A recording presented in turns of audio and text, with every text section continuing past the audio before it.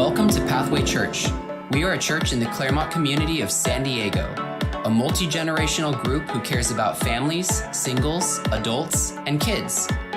Because we know what Jesus called us to do and believe in the way he wants us to do it, everything we do is wrapped around our mission to help people follow Jesus through the local church, worship together, serve together, grow together, outreach together.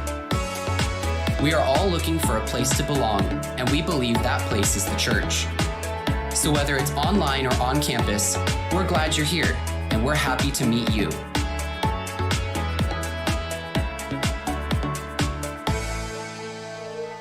Hey, good morning, Pathway Church. We're so glad that you're with us right here in this room and online. Come on, let's worship together.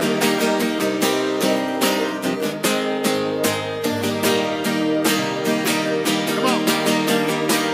Promise maker, promise keeper, you finished what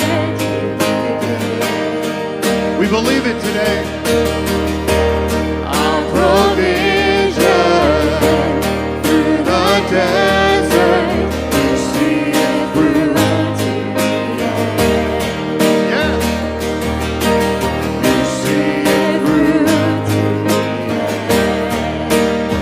Come on, sing it out. The Lord our God is ever faithful, ever changing through the ages. From this darkness, you will lead us, and forever we will say, you're the Lord our God. In the silence, in the waiting, still we can know you are good. Oh, we do. We know you're good. All your plans are for your glory. Yes, we can know you are good. Yes, we can know you are good. Lift it up to it.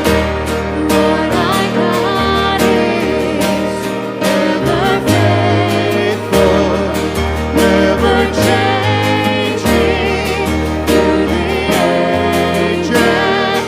From this darkness, you will lead us, and forever we will say, you're the Lord our God.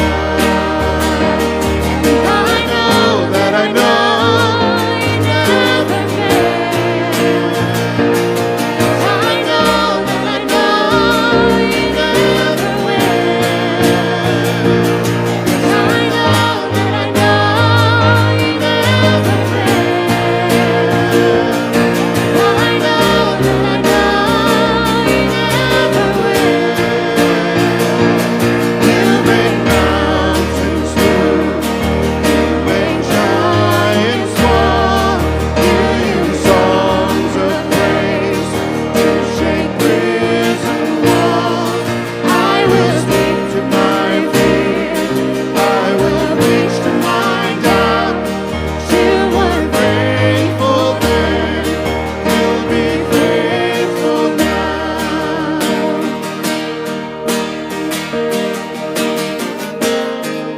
Today is all about God being faithful. We're going to lift it to Him. Let's worship Him for it.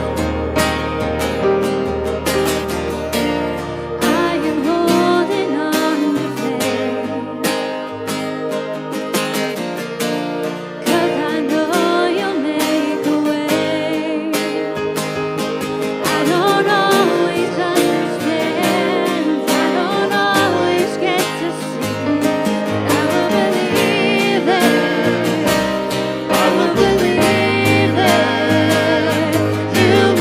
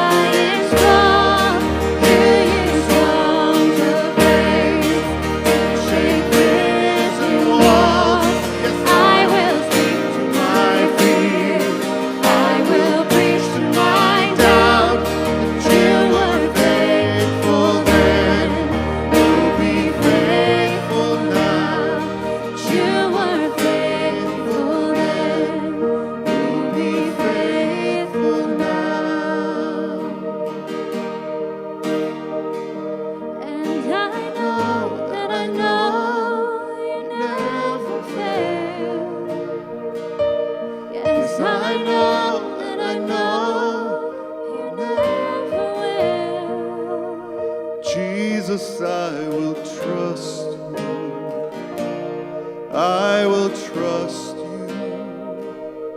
I know you never fail. I will trust you.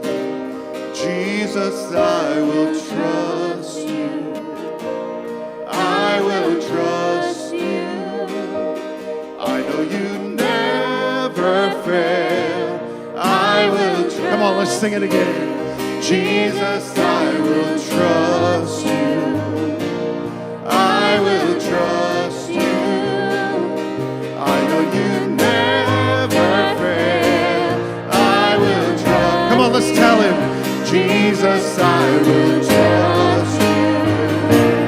I will trust you. I know you never fail. I will. No matter what you're facing, Jesus, I will trust. No matter what you fear, I will trust you. Come on. I know you never fail. I will. Come on, let's tell him again. Jesus, I will trust you. I will trust you. I know you never fail. I will trust you.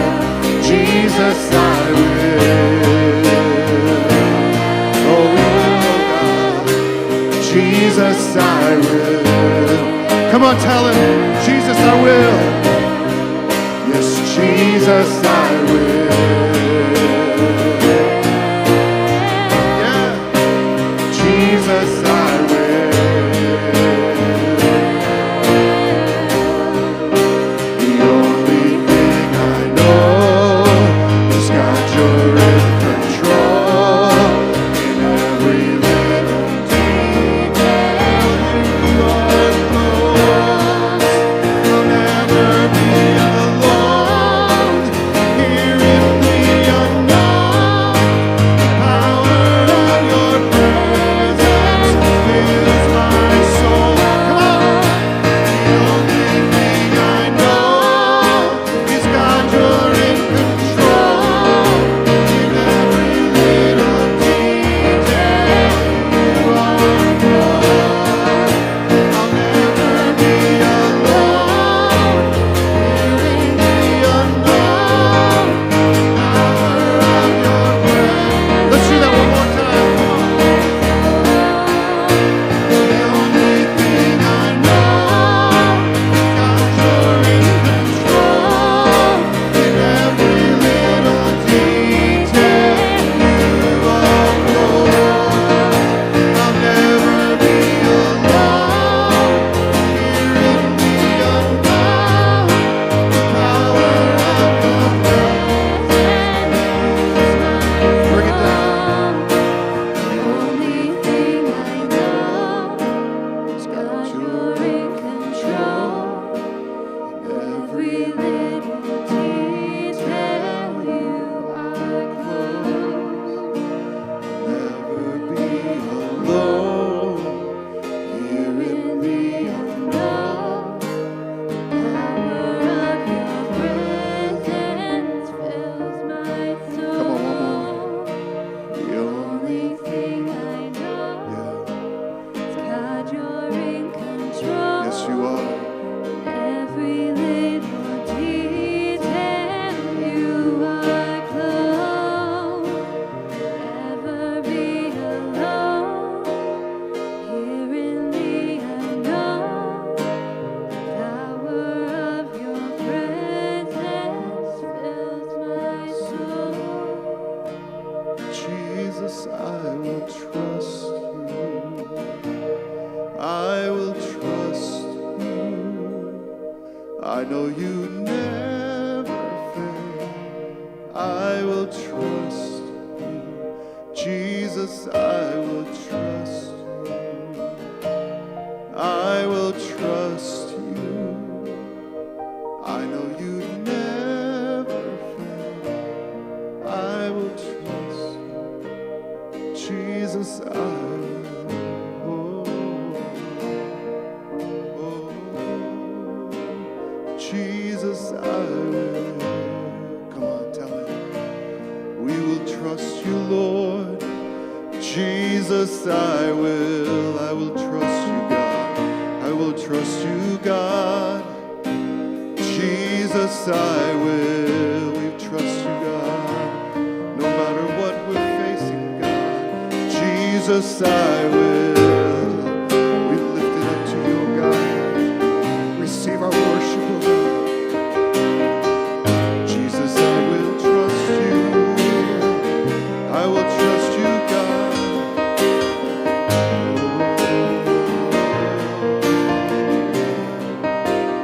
Jesus, I will.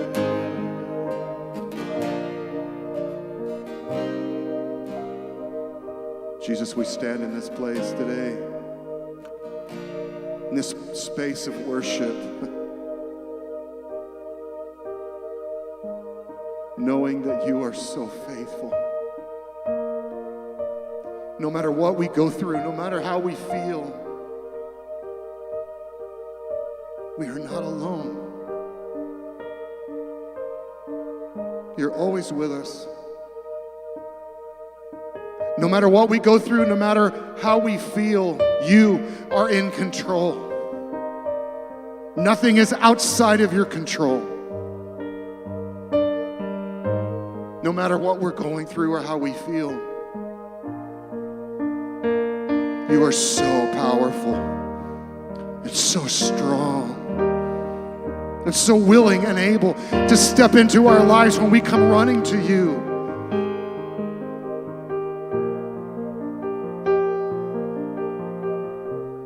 And so when we face what we face and we feel what we feel, to know that you're with us and to know that you're in control, to know that you're powerful.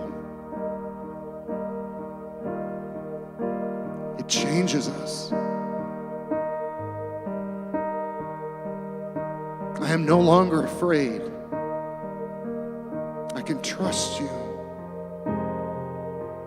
because you are faithful. Jesus, I ask that you would speak these words to my friends today, whether they're watching online or right here in this room, that we would sense and know how so very faithful you are and how we can trust you. Oh, we love you. Help us to trust you more.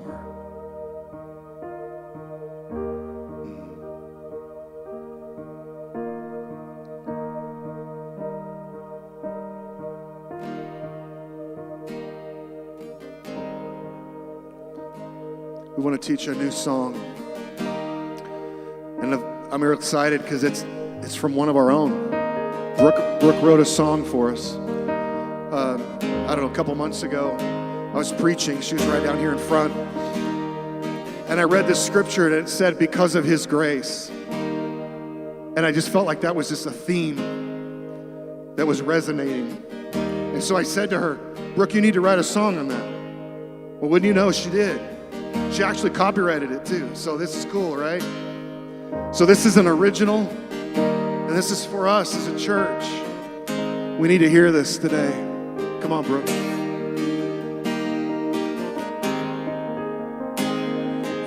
Look back upon where I've been, past His mistakes and the sin, the pain and regrets, the trials and sorrows, things that I'd rather forget. Just when I thought I was done, decided that I'd given up. You heard my cry, you called my name, you gave me life again. Because of your grace, because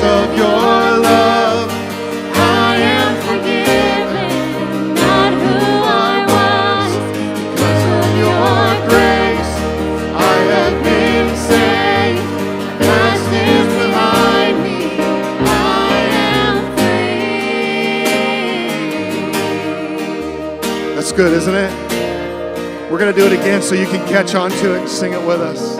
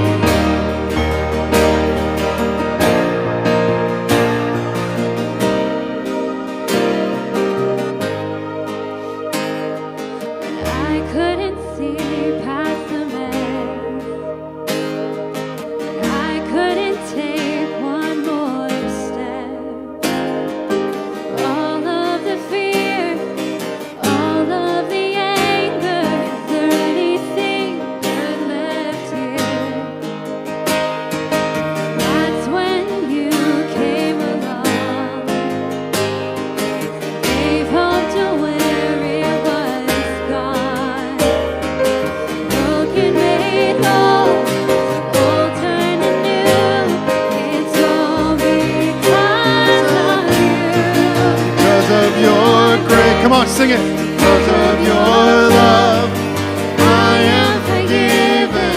I'm not who I was. Because of your grace, I have been saved. The past is behind me. I am free.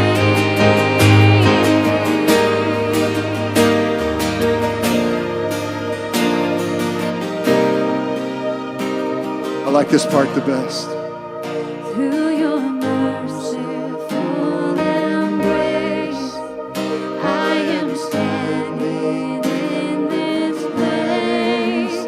Can't believe I've come this far. It's all because of who you are.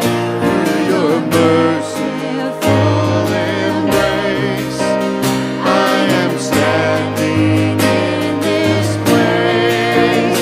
Can't believe I've come this far. It's all because of who you are. Come on, sing it.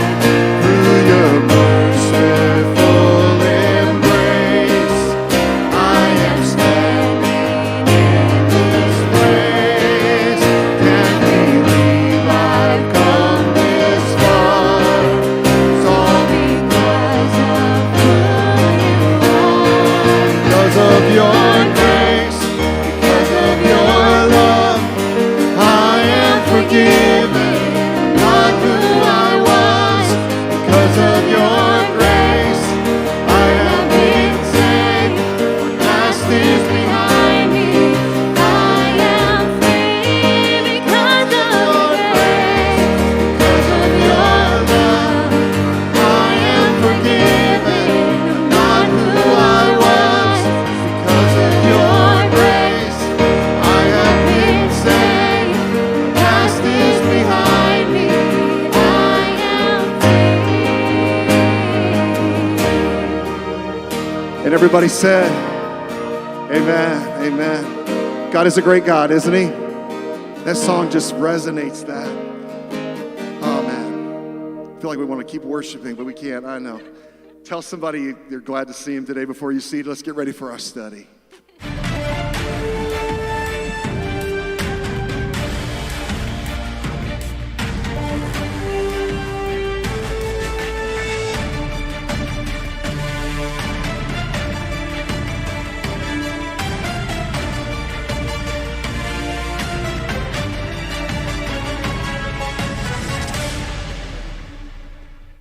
Good morning. Wow. I love worshiping, and sometimes you just want to just pause and just slow it down and enjoy it. I hope that you've enjoyed today. Just so you know, the next time we see these two, they're going to be married, getting married this week. Yeah. We're real excited about that, and so they will be Mr. and Mrs. next time we see them. But I'm excited. You'll hear that song at the end. I told Brooke and Kai to come back up and just take us out with that today. If you're a first-time guest, we thank you for being with us this morning. If you're watching for the first time online, we're so excited to have you. If you're here in the room, we'd love for you to jump on our digital brochure and just let us know a little bit about yourself and your visit. We've got a special gift we want to send to you, and just to say thanks. Isn't it great to have guests among us today? Yeah, appreciate that.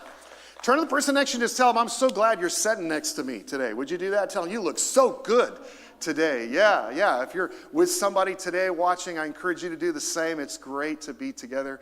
I get up every morning, and this has been a busy weekend and a little bit sore today. Did some stuff yesterday that kind of made my body sore. And when you get older, you have a tendency to do that. You start feeling it a little bit more. But I got to say that I'm so glad that I'm still on this side of the grass. That's why I remember my dad used to say that all the time.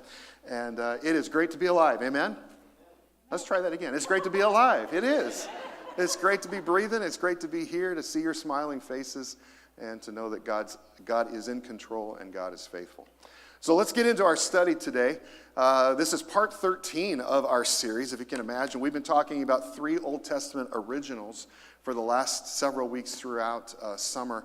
And today we're into the 4th study about Joseph. Now, just to give you a little heads up regarding next week, with being Labor Day and all this stuff going on, we've decided we're going to jump to online only. So we will have no events on campus for next week. It's going to be online only, so I just want to remind you that are in the room. It's not going to affect you for watching today, but if you're in the room today, just keep that in mind. We're not going to be here. You can show up, but we won't be here. We would love for you to join us online and experience. It's going to be a full-on service online as well. So in this 4th study of Joseph, do you remember where Joseph was? Anybody remember? Say it out loud. Prison. Yeah. He's been a long time in prison, hasn't he? It's like we just walking through every week, he's in prison. Yeah, he's still in prison. That's right. Joseph is still in prison. I emphasize the word still because he's still in prison, not for anything he did. Joseph is completely innocent, and yet he is incarcerated. So Joseph is waiting on God to do something, anything, to get him out. You ever been there before? You ever been at a dead-end job where you're praying, God, can you please just change this job, change my boss, change my coworkers, or get me out, something, just change something, and then you just wait, and you wait. It's been 10 years plus, that Joseph has been in slavery.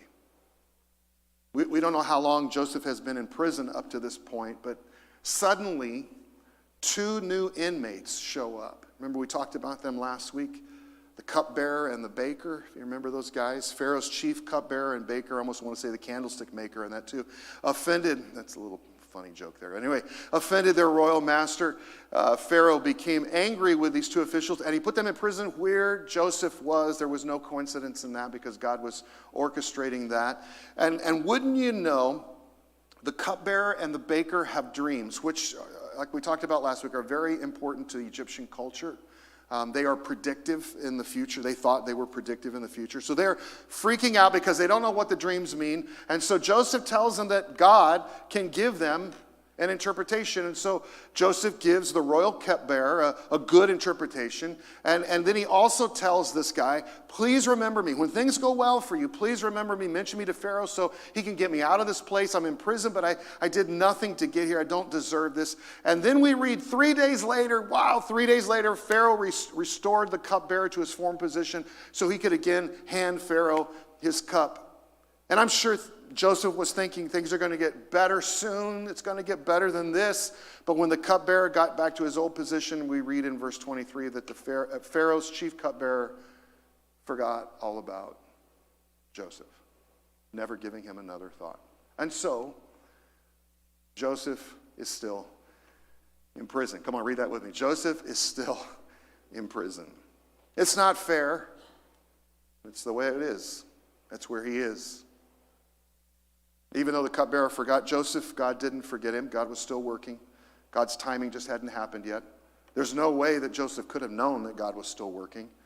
Neither do we, right? When we get into the delays that happen in our lives, I don't know about you, but a lot of the times I'm not thinking about God working. I'm thinking about, God, why aren't you doing something? We wait and we wait. I think that's why Romans 15:4 should speak to us today. Maybe it'll speak to you. The Apostle Paul tells us this. The Scriptures give us hope and encouragement as we wait patiently for God's promises to be fulfilled. I thoroughly love the Apostle Paul's writings. He's one of my favorite New Testament, probably my favorite New Testament writer.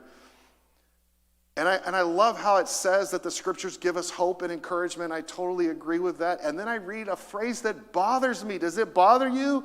As we wait. What does that say? Patiently. That's like an oxymoron, isn't it? I mean, come on.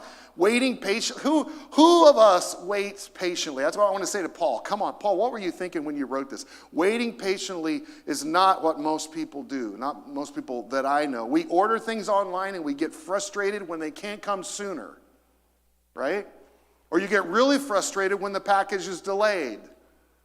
It's funny, at our house, I think I've shared this before, but at our house, for whatever reason, we have become Amazon Central at our house because all of the packages for all of our kids are sent to our house, mainly because it's hard for them to get it. And I get that. It's no big deal.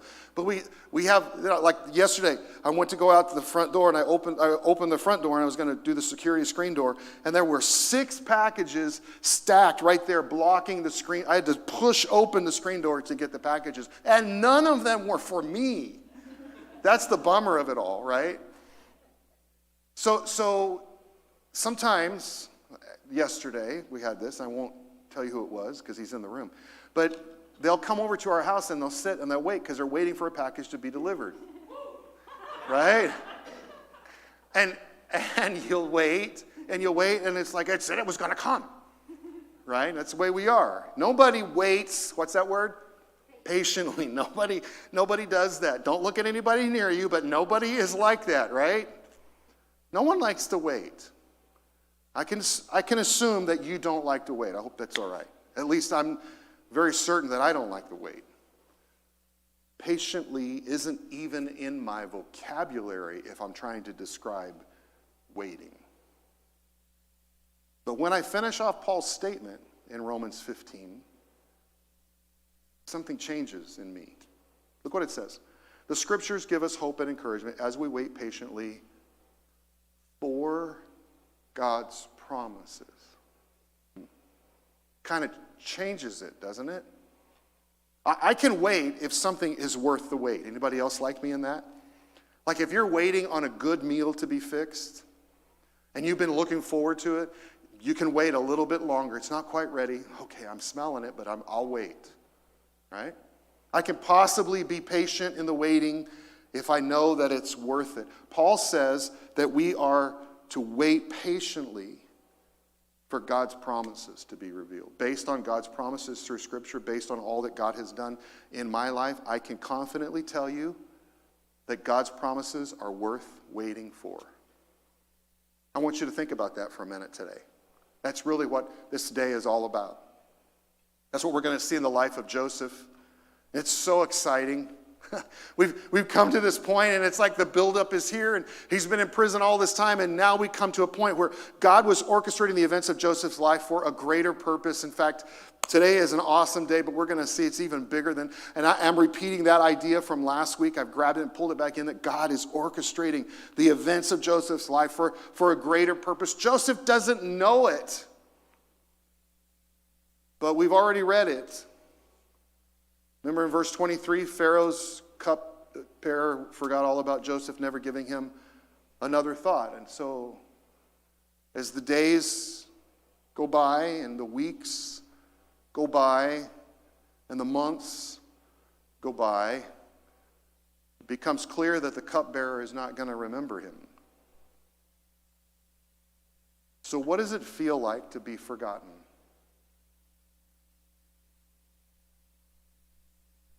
Forgotten by people who should remember you because of all that you have done for them. Maybe you've faced that before. Or maybe feeling like you've been forgotten by God. You've been following him, you've been trying to do your best to follow him, and it just feels like he's forgotten you. And then we come to Genesis 41, verse 1. 2 full years later. Joseph is still in prison for 2 more years. In those 2 years, can you imagine how difficult they would have been? How would you like it if God were to say, I've got a plan for you, but you're going to have to wait 2 more years before it happens? I wonder how many of us would just quit. Just give up, walk away from it. I wonder how many of us would complain and argue and, try to negotiate the time to be a little bit short. God, come on, you can do it more, just do it quicker. Come on, just bring it to pass. It would be tough to accept the waiting of 2 more years from this point. But here's the kicker. This is the thing that we miss. Joseph didn't know how long he would wait. He didn't know it was going to be 2 more years. He may have thought forever. I mean, we read this story as if Joseph knew how it was going to end, but he didn't. I mean, he knew as much about his future as you know about yours. He has no insider information regarding how or when he's ever going to get out of prison. He had no idea how it's going to happen. All he knows is he's still in prison. But Joseph didn't put an expiration date on his expectations of God. Joseph stayed faithful. Joseph didn't waver in his trust. He believed that God would fulfill his plans and his purposes for his life. And so we jump into this narrative and look what we read. 2 full years later, Pharaoh dreamed that he was standing on the bank of the Nile River. I already mentioned that dreams are important to the Egyptian culture, and in this dream, location.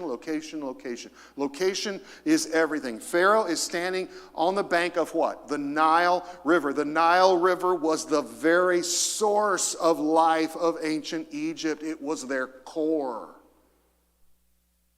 So Pharaoh's standing on the bank of the Nile River, and in his dream, he saw 7 fat, healthy cows come up out of the river and began grazing in the marsh grass. I was almost going to have you moo with me at that point. But I just want you to think about these cows coming up. 7 healthy, fat cows coming up. And this was a common theme, a common thing to see in Egypt. And then he saw 7 more cows come up behind from the Nile. And they were scrawny and thin. And these cows stood beside the fat cows on the riverbank. Then the scrawny, thin cows, ate the 7 healthy fat cows. At this point in the dream, Pharaoh woke up. I don't know about you, but skinny cows cannibalizing fat cows would wake me up too. I've never thought about zombie cows before, but this is it, right? Pharaoh, it says he fell asleep again, verse 5. He had a second dream. This time he saw 7 heads of grain, plump and beautiful, growing on a single stalk. Then 7 more heads of grain appeared, and these were shriveled and withered by the east wind. And these thin heads swallowed up the 7 plump, well-formed heads. Then Pharaoh woke up again and realized it was a dream. And he was probably like, I'm glad it was a dream. It's not real. 7 scrawny cows eating 7 fat cows, 7 big full grains, heads of grain, devouring, swallowing up. The skinny ones devouring, swallowing up the big full ones. Both dreams very real. Both dreams very Egyptian.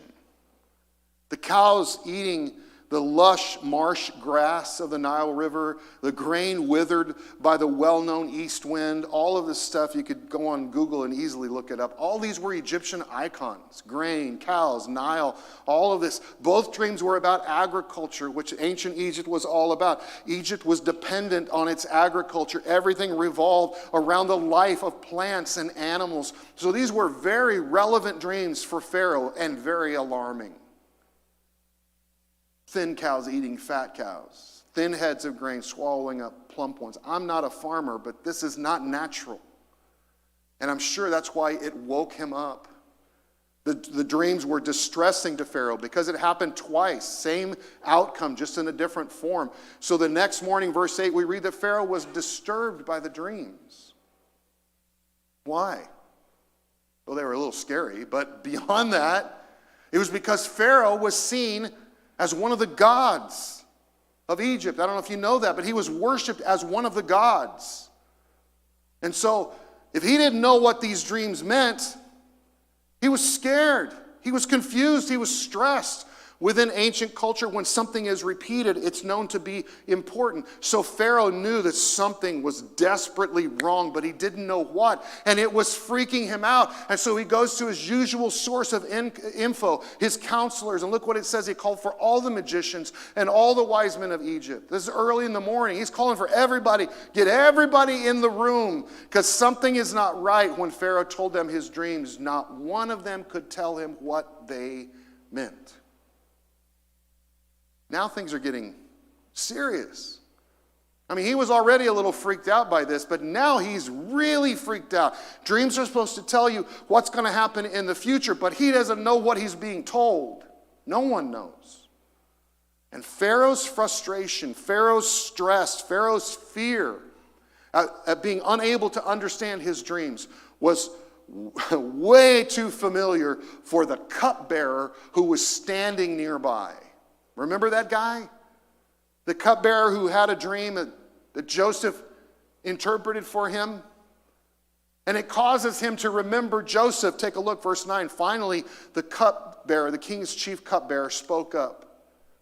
Joseph may have thought that he was forgotten completely, but God hadn't forgotten about him. If the cupbearer had told Pharaoh about Joseph earlier, chances are Joseph would have missed this specific, particular window, this window of opportunity. He wouldn't have been called in to interpret Pharaoh's dreams, but God's timing is perfect. Everything that Joseph was going through was leading up to this moment when Pharaoh would have these dreams, be freaked out, need somebody to interpret, and guess what? The cupbearer says, "Today I've been reminded of my failures. Some time ago, you were angry with the baker and me, and you imprisoned the both of us in the palace of the captain of the guard. One night, the chief baker and I had a dream, and each dream had its own meaning. There was this young Hebrew guy with us in prison who was a slave to the captain of the guard. We told him our dreams, and he told us what each of our dreams meant, and everything happened just as he predicted. I was restored to my position as cupbearer, and the chief baker was executed."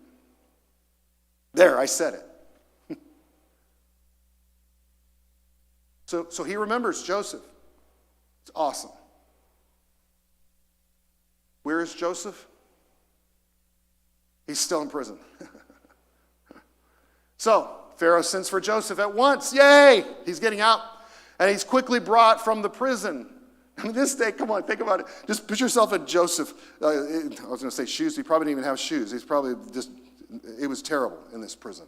So he's in that prison, and just like every other day, it just starts out that way, but suddenly it's turned on its head, and he's escorted to see Pharaoh. You're going to go see Pharaoh. What? I'm going to go see, yes, you're going to go see Pharaoh. But he didn't face Pharaoh until he got a shave, and he changed clothes. Now, obviously, this was not just taking a shower. It definitely needed a shower. We know that, right? This was cultural, because to the Hebrews, a beard meant dignity, maturity.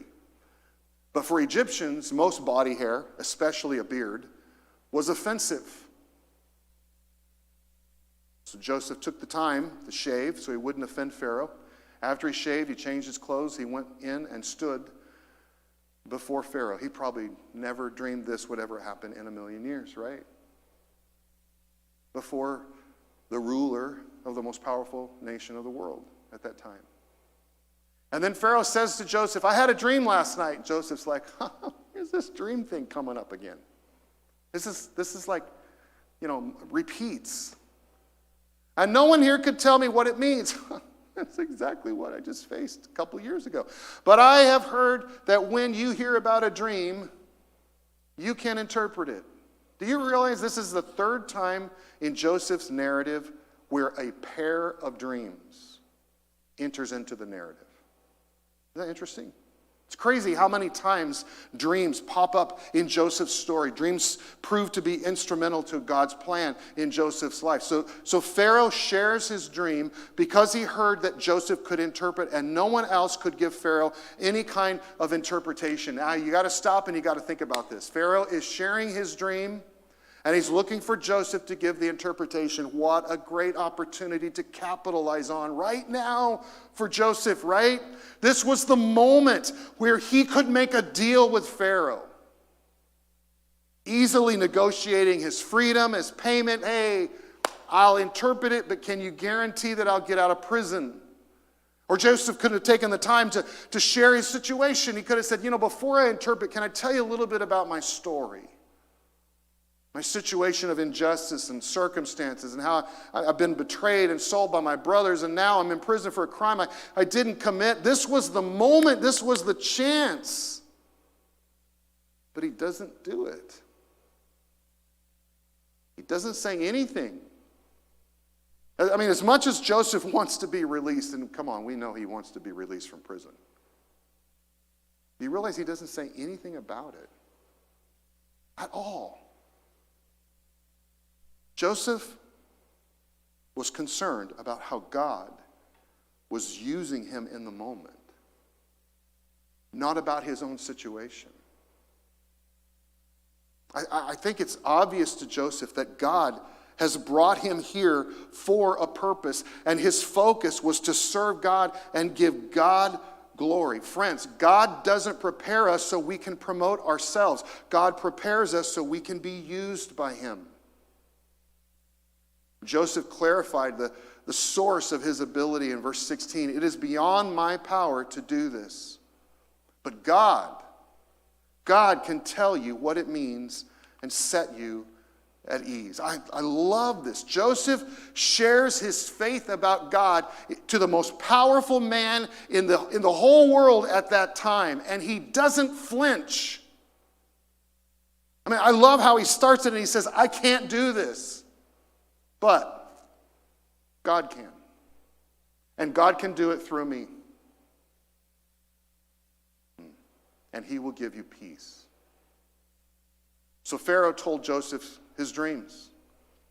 Joseph responded. Both of Pharaoh's dreams mean the same thing. God is telling Pharaoh in advance what he is about to do. Once again, Joseph is pointing to the ability and the knowledge of God and how God is working in this situation, how God is working through him. All too often Christians think that God only works through Christians. I saw this week and I thought, I got to bring this out. That isn't true. In this narrative, it clearly demonstrates that God works through all people, even a pagan king. I want you to see that. It's not just through religion and spirituality. God can move through economics and government as well. God is working in Pharaoh's life in ways that he doesn't even understand he's being used by God. But he knows something is going on, and he knows that he needs help to understand what is going on. So Joseph gives the interpretation. The 7 healthy cows and the 7 healthy heads of grain both represent 7 years of prosperity. The 7 thin, scrawny cows and the 7 thin heads of grain represent 7 years of famine, prosperity, famine. This is going to happen just as I have described it, for God has revealed to Pharaoh in advance what he is about to do. 2 dreams in sequence indicate a certainty of future events, and the number 7 indicates the time involved, so don't miss that. The next 7 years will be a period of great prosperity throughout the land, but afterwards there's going to be 7 years of famine, so great that all the prosperity will be forgotten. Famine will destroy the land. This famine will be so severe that even the memory of the good years will be erased. As for having 2 similar dreams, it means that these events have been decreed by God, and he will soon make them happen. So, don't miss this. Egypt is going to have 7 incredible years of abundance, followed by 7 hard years of famine, where all of the extra that has been built up in the prosperity is going to be gone during the famine, consumed. Did you catch Joseph's words, though? Something about God. Read them with me again. Verse 25. God is telling Pharaoh in advance what he is about to do.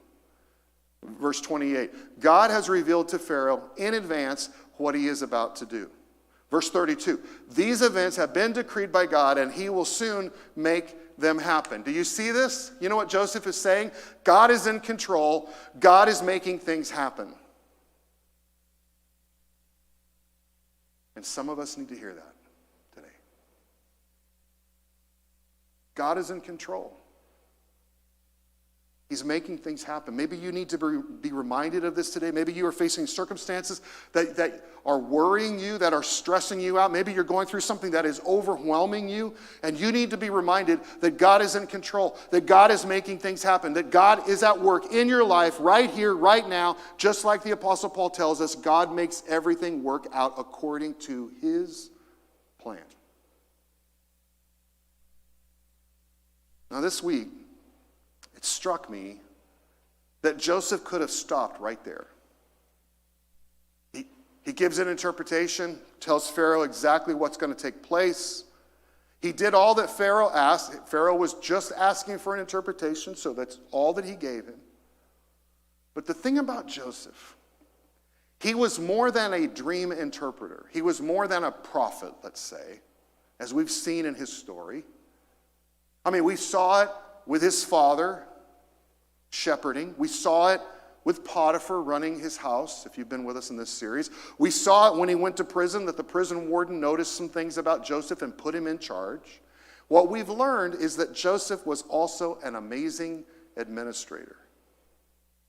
He's amazing. And in this case, not only is he able to foretell things to come, but Joseph has a skill of analyzing situations and determining the best course of action to minimize the effect and organize the resources that are needed. And so Joseph, not only does he give an interpretation of the dreams, he says, but I think you should do this. Therefore, Pharaoh should find an intelligent and wise man and put him in charge of the entire land of Egypt. Then Pharaoh should appoint supervisors over the land and let them collect 1/5 of all crops during the 7 good years. Stop. Do you know what that is? Taxes. Isn't that interesting? He's stepping into governmental structure here. He's saying, you need to collect 1/5. You need to collect taxes of all that's taken, all the prosperity. You need to pull it in. Look what he says. Have them gather all the food produced in the good years that are just ahead and bring it to Pharaoh's storehouses, store it away, guard it there, so there will be food in the cities. There's a reason for it. That way there will be enough to eat when the 7 years of famine come to the land of Egypt. Otherwise, this famine will destroy the land. So he not only interprets the dreams, but then he gives specific instructions on what needs to be done to avoid the oncoming disaster. But never once does Joseph try to tell his story to Pharaoh. Never once does he try to promote himself or manipulate things for his benefit. Self-interest was never a part of his character or his conduct. All he was wanting to do was to honor God and help Pharaoh. And so God honors Joseph. Look, Joseph's suggestions were well received by Pharaoh and his officials. So Pharaoh asked his officials, can we find anyone else like this man, so obviously filled with the Spirit of God? Does anything strike you in that? What does Pharaoh recognize in Joseph? God. After spending all of this time in slavery, being mistreated and having injustice against him, all this time in prison, being forgotten, being blamed for a crime that he didn't commit. I mean, his life has went down, down, down, down, down, down, down. All this time,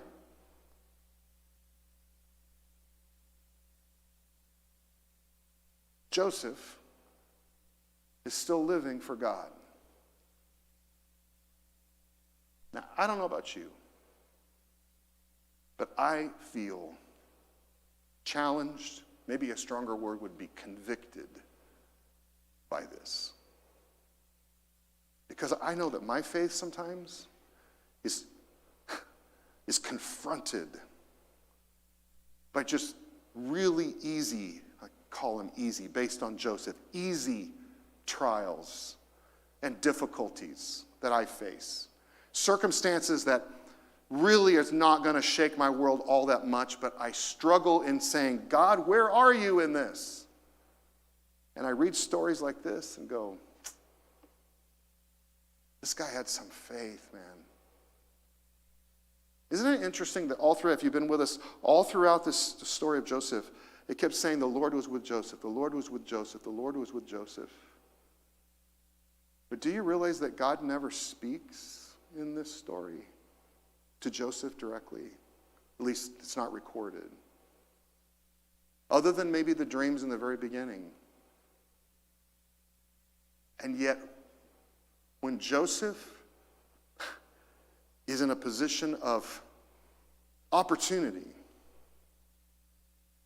what does Pharaoh see in him? Not Joseph. Joseph is not promoting himself. Pharaoh says, I see God in you.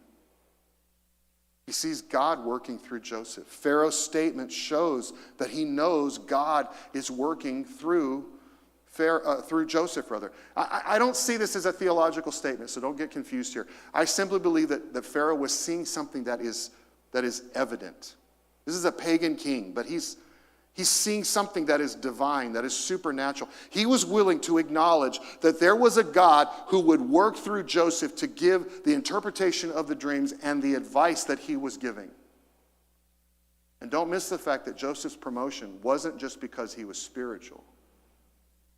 It was because he was skillful and knowledgeable. Pharaoh saw Joseph to be a skilled person whom God was using. Now that should speak to all of us. When we're in the workplace, doing our thing, doing our job, what do others think about the quality of our work? Think about it. I mean, we should be the best workers we can be. Our work performance should enhance our profession of faith in God, not hinder it. Pharaoh sees this in Joseph. Pharaoh said to Joseph, since God has revealed the meaning of the dreams to you, clearly no one else is as intelligent or wise as you are. Don't forget, this guy just got out of prison, right?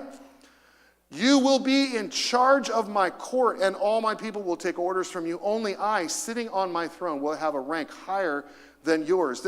Pharaoh doesn't care about his past background. He doesn't care that the guy just got out of prison, been in prison for over 2 years. All Pharaoh sees is that God is with him, and he's thinking, I got to get this guy on my team. He is impressing me this much. I want this guy on my team. I want this guy working for my kingdom. Why? Because Joseph knows what he's doing.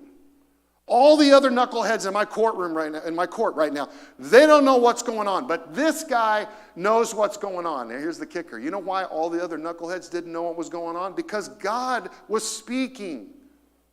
These dreams that were being given to Pharaoh had been given by God. So all the other people in the court couldn't interpret it because they didn't know God. Joseph did. Joseph was literally the only person right here in this moment that could tell Pharaoh what he needed to know. Pharaoh says, I hereby put you in charge of the entire land of Egypt. Now that doesn't blow you away like it did me this week. Think about it. Like just a few minutes earlier, he was in prison. Like he had to get a shave and get cleaned up in order to come to Pharaoh. And now just 15 minutes later, you're in charge. What? You're in charge of the whole kingdom. What? Pharaoh removed his signet ring from his hand. He placed it on Joseph's finger. He dressed him in fine linen clothing. He hung a gold chain, got some bling out of this around his neck. Then he had Pharaoh ride in the chariot, the Mercedes chariot, or whatever you want, the Tesla chariot, reserved for his second in command, right? And wherever Joseph went, the command was shouted, what is it? Kneel down. Do you remember, we're going to get to this next week, do you remember the dream that Joseph had and he shared with his brothers? And he said, all of your grain, symbolizing them, it's going to bow down to mine.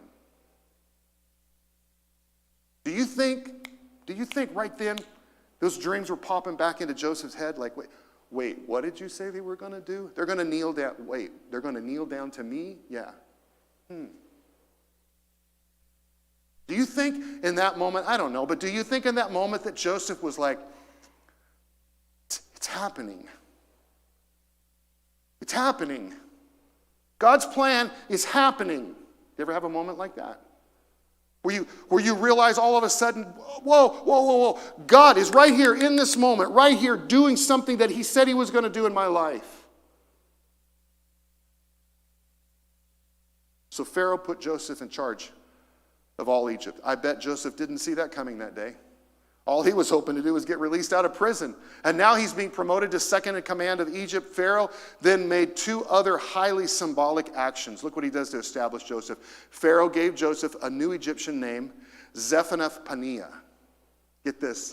I love this. This is so. Guess what this new name means? I love this. Oh, man. It means the God speaks and lives. That was the name that Joseph was given in Egyptian. The God speaks and lives. Don't tell me that Pharaoh didn't see God working through Joseph. He did. Pharaoh, also gave him a wife whose name was Asenath. She was the daughter of Potiphar, the priest of On. He marries Joseph into Egyptian nobility and prestige. Come on, think about this. He was a prisoner like 20 minutes ago, right? He got shaved, got him into the presence of Pharaoh. He's looking clean, and then he gets made into second command, and now he's getting married into nobility. And we read, so Joseph took charge of the entire land of Egypt. He was 30 years old when he began serving in the court of Pharaoh. Why is that important? Because we know a time frame now. Because when it all started, remember, and his brothers betrayed him, they sold him into slavery. Do you remember how old he was when that happened? He was 17. So this is 13 years later. 13 years of slavery, 13 years of confusion and the unknown, 13 years including prison, being put into prison for something that he didn't do, a crime that he didn't commit. Joseph was 17 when he was betrayed, and now he is 30 when he is promoted. And in all of those years, Joseph stayed faithful to God, focused on God, obedient, humble, serving wherever God placed him, waiting on God to bring about God's plan. Friends, here's what you got to get right here. This is worth coming this morning, being with us online today, right here. God is using what you're facing now to prepare you for what he wants to do through you later. He's preparing you. So what you're facing right now in your life, what you're feeling, what you're going through right now in your life, God wants to use that to prepare you for what he wants to do through you later. Whatever it is, with whomever it is, God is using everything and everyone. God is getting you ready for what he wants to do through you. How do we know that? It's pretty clear. So many passages point to this. I love this in Psalm 119. The psalmist says, your eternal word, O Lord, stands firm in heaven. Your faithfulness extends to every generation, as enduring as the earth you created. Look at this. Your regulations remain true to this day, for, come on, read those last four words with me. Everything serves your plans. Wow. Everything serves God's plans. God uses everything and everyone. God is getting you ready for what he wants to do through you. Everything serves his plans. Just like I said earlier in Ephesians 1, God makes everything work out according to his plan. God knew the position that Joseph would need to be in, what was going to be required. God knew that he would need a faithful man to serve him, a man that he could trust. So God found that man in Joseph. And he put Joseph in the position that he needed to be in to be used. Joseph took charge of the entire land of Egypt. Don't miss this. God revealed his plan to Joseph in this moment. This was the plan. This is God's plan right here. Get you in this position. This is why you went through slavery. This is why you went through prison. This is why your brothers sold you off. You're gonna see all the pieces come together. The dots are going to be connected. Now, all that you have went through over the last 13 years was to get you to this point, this position, this promotion, this place. This was God's plan all along. To get you in this big leadership, influential position. So God is revealing his plan. That's what I want you to get. He's revealing his plan there. But there's more. Sounds like an infomercial, doesn't it? Greatest infomercial of all time. But wait, there's more, right? There's more. There's more to it. It's not just about his plan. You've heard me say before, God has a plan and a purpose. So the plan is to get Joseph in this position, but there is more to this. There is a purpose behind the plan. Joseph's story doesn't end here. God was orchestrating the events of Joseph's life for a greater purpose. Bigger than even making him second in command to Egypt. Bigger. Friends, you need to know that God is orchestrating the events of your life for a greater purpose. I don't care how old you are. I don't care what you're doing with your life. I don't care where you are in life right now and your status and all that. Doesn't matter. Don't lose sight of the fact, no matter what you're facing, no matter what you're feeling, God has a bigger purpose in all of this, bigger than you realize. It's not just the plan that he's trying to work out. He's got a purpose. I fully believe that none of us have even tapped into the surface of what God wants to do in our lives and through our lives. We're not even close. Know today that the Lord will work out his plans for your life. Joseph played a major role in what God was doing. I asked the music team to come up because this is bigger than what we're seeing right here in Joseph. It's bigger. We see a teaser in verse 46. Come on, look at this with me as they're getting ready. When Joseph left Pharaoh's presence, notice what it says. He inspected the entire land of Egypt. Remember, he was put in charge of all the land of Egypt, right? And in verse 46, what does he do? The minute Pharaoh leaves, what does he do? He goes into work mode and he starts inspecting the land. Right away, just after getting the job, he gets right to work. His actions show us the story's not over. There's more to this story. There's more to come. So I encourage you online right here. Join us online next week. Come back next week to find out what God is doing. I've asked Brooke and Kai to wrap us off with that song that they brought to us earlier. And you're dismissed as we sing it.